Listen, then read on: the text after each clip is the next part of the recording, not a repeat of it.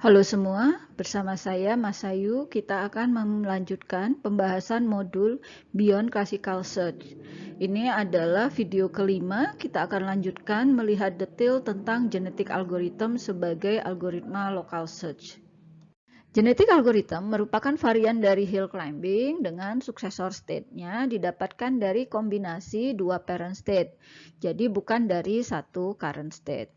Kita akan mulai dari random restart. Masih ingat kan random restart hill climbing? Jadi ada neighbor yang merupakan best successor, kemudian ketika gagal mencapai global optimum, kita bisa lakukan restart dengan secara random inisialisasinya, tetapi karena ini dilakukan secara sekuensial perlu banyak iterasi dan lama. Oleh karena itu kemudian muncul modifikasi bagaimana hill climbing itu dilakukan secara paralel, misalnya sebanyak K hill climbing.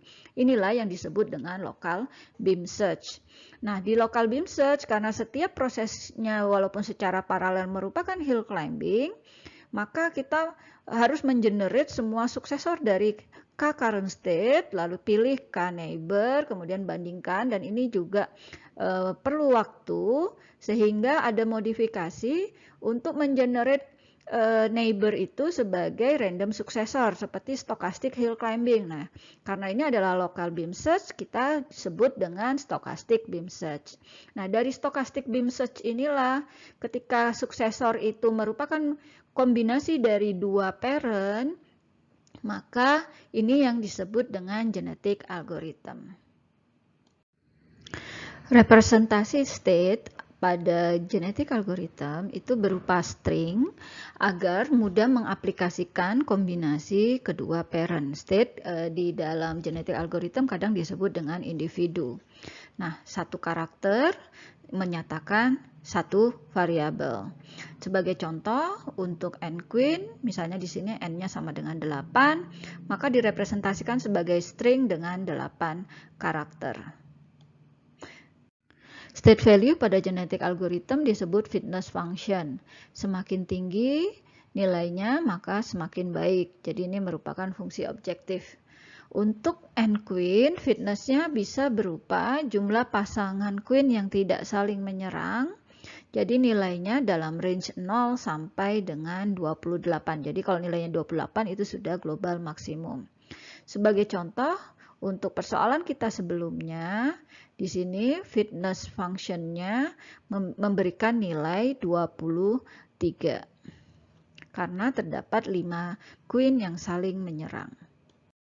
Genetic algorithm dimulai dengan menginisialisasi populasi yang terdiri atas K state yang random. Misalnya kalau kita tentukan K sama dengan 4, maka populasi yang terbentuk adalah 4 individu seperti yang ada di depan. Lalu untuk setiap individu dihitung fitness value-nya. Di sini dinyatakan dengan nilai F. Ini untuk persoalan n queen. Artinya setiap nilai F itu menyatakan jumlah pasangan queen yang tidak saling menyerang. Successor state-nya sendiri berupa populasi generasi berikutnya yang dihasilkan dengan operator seleksi, crossover, dan mutasi. Sebagai contoh, setelah kita menghitung nilai fitness dari setiap individu, ini nilai fitnessnya masing-masing, lalu kita hitung peluang untuk setiap individu ini terpilih dengan menjumlahkan semua fitness value dari setiap individu pada populasi tersebut. Jika dijumlahkan, jumlahnya adalah 100%. Sekarang kita akan lihat operator pertama berupa seleksi random untuk mendapatkan parent state.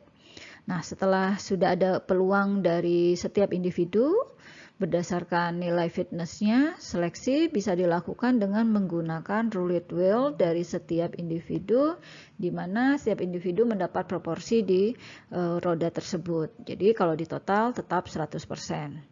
Kemudian di sini bisa dilihat ada selection point. Jadi kemudian diputar rodanya sehingga kita selection point ini akan menunjuk ke individu yang mana. Itulah yang akan dipilih menjadi parent.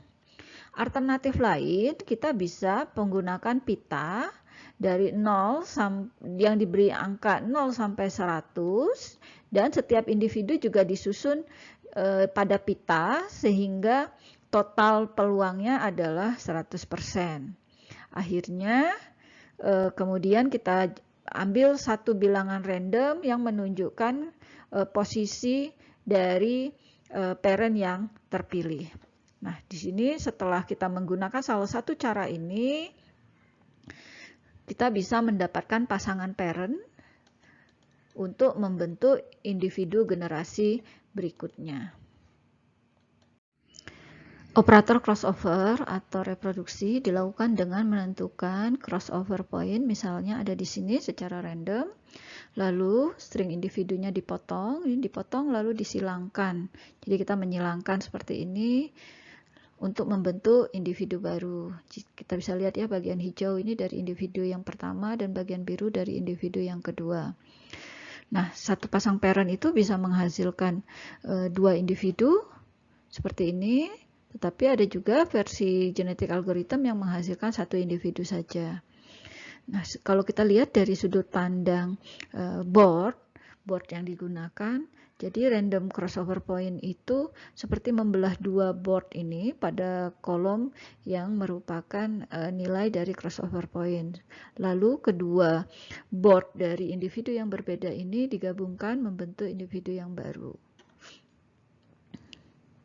Selanjutnya untuk mutasi, setelah reproduksi dilakukan, operator mutasi dilakukan dengan menentukan mutation point-nya sama seperti tadi, lalu dicari lagi bilangan random untuk menentukan berapa nilai yang akan menggantikan nilai yang dimutasi tersebut. Sebagai contoh di sini angka 8 dimutasi menjadi angka 1. Angka 1 ini didapatkan secara random. Berikut adalah ilustrasi genetik algorithm secara lengkap, mulai dari membentuk initial population-nya berupa string, kemudian kita hitung fitness function-nya, lalu hitung peluangnya, kemudian dilakukan proses seleksi untuk menentukan pasangan parent, lalu ditentukan titik crossover-nya, misalnya untuk satu pasang ini di titik ketiga dan ini di titik kelima, dilakukan crossover membentuk individu baru, pasang individu baru setiap pasangnya.